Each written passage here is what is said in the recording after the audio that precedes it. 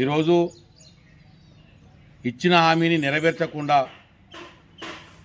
గౌరవ ముఖ్యమంత్రి గారు ముదిరాజుల ప్రధాన డిమాండు బీసీ డి నుండి బీసీ ఏలోకి ఉన్నటువంటి డిమాండును ప్రభుత్వం ఏర్పడితే మరి ముదిరాజులను బీసీ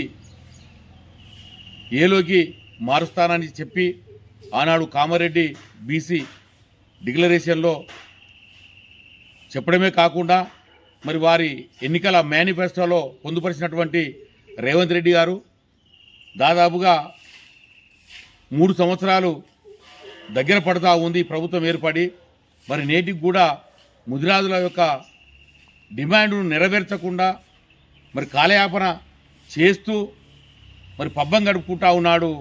మరి ఈనాడు మా యొక్క డిమాండ్లను నెరవేర్చాలని అడుగుతూ మరి చలో గాంధీ భవన్ ముట్టడి కార్యక్రమాన్ని మరి ఇలా చేపడితే ఆ యొక్క కార్యక్రమానికి వెళ్లకుండా ముందస్తుగా అక్రమంగా మరి ముదిరాజులను అరెస్టు చేసి నిర్బంధించి మరి స్టేషన్లలో పెట్టడం ఇది ఎంతవరకు సమంజసమని ఈ ప్రభుత్వాన్ని అడుగుతూ ఉన్నాము.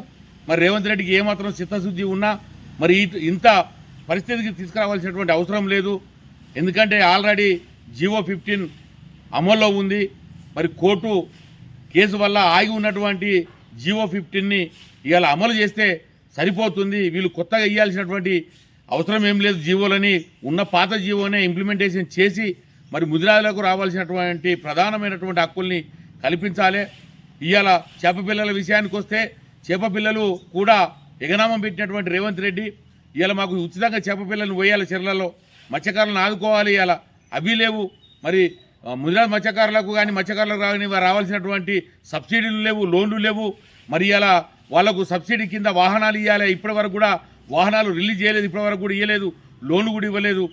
మరి ఇలా ప్రతిదీ కూడా మరి తుంగలో తొక్కుతూ ముదిరాజులను కానీ ముదిరాజు మత్స్యకారులను కానీ మరి అభివృద్ధి పడకుండా మరి దీనావస్థకు నెట్టుతా ఉన్నటువంటి ముఖ్యమంత్రి రేవంత్ రెడ్డి ఇవాళ నువ్వు హక్కులు నెరవేర్చినప్పుడు మమ్మల్ని ఎట్లా అక్రమంగా అరెస్ట్ చేయిస్తావు?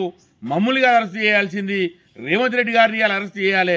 ఇచ్చిన హామీని నెరవేర్చకుండా కాలయాపన చేస్తున్నటువంటి రేవంత్ రెడ్డి గారిని ఇవాళ అరెస్ట్ చేయాలి. ఆయనను అరెస్ట్ చేయకుండా మమ్మల్ని అరెస్ట్ చేయడం ఏంది? మాట ఎందుకు ఇచ్చినో అని ఆయన్ని అడగాలి.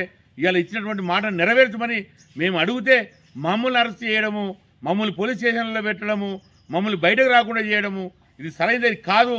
కానీ ఈ అక్రమ అరెస్టులతోని ముదిరాజు ఉద్యమాన్ని ఆపుతాననుకుంటే మాత్రం ఇది పొరపాటు. ఉద్యమం అనేది ఆగదు. ఏది ఏమైనా కూడా ఉద్యమం నడుస్తూనే ఉంటుంది. మా హక్కులు సాధించుకునే వరకు బీసీ డి నుంచి ఏలోకి మారే వరకు ఈ యొక్క పోరాటం నడుస్తూనే ఉంటుంది. ఏదో ఒక రూపంలో ఇలా గాంధీ భవన్ కావచ్చు, రేపు అసెంబ్లీ కావచ్చు, ఇంకోనాడు సీఎం ఇంటి ముట్టడి కావచ్చు, ఖచ్చితంగా ముట్టడి అనేది జరుగుతుంది. ఈ పోరాటం అనేది జరుగుద్ది. రాబోయే రోజులలో ఎక్కడికక్కడ ప్రధాన రహదారులు కూడా దిగ్బంధం చేస్తామని చెప్పి హెచ్చరిస్తూ ఉన్నాము.